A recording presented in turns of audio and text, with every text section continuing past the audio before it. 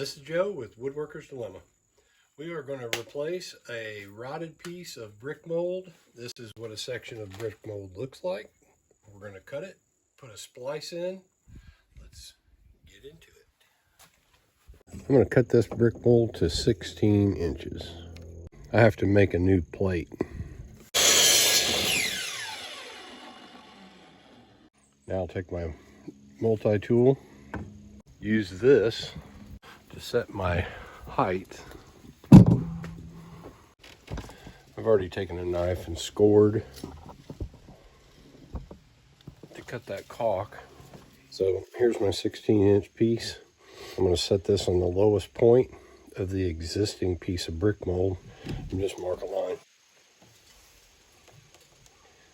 Not here. All right, so I have a line.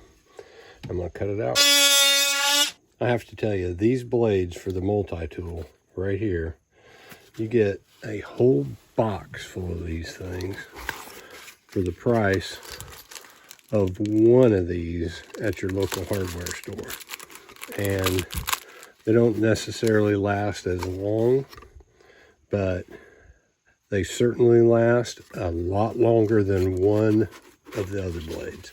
And you get an assortment of widths, arched blades, narrow blades, or metal cutting, wood. It's a great little assortment. I'll put my affiliate link for Amazon in the description. That's where I got this. You're going to need, I'm using 3.5-inch finishing nails, which gives you clearance.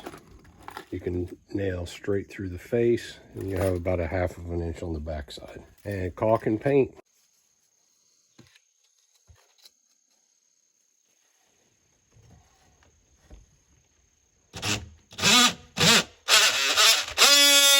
I didn't bust my thumb. I definitely got a nice bump. So don't hit your thumb with your hammer. I'm going to smooth this up, sand it up a little bit after it dries up a little more, and it'll be ready for a little bit of caulk and paint. So here it is. I ended up putting 4 nails in this. Again, this is 16 inches long.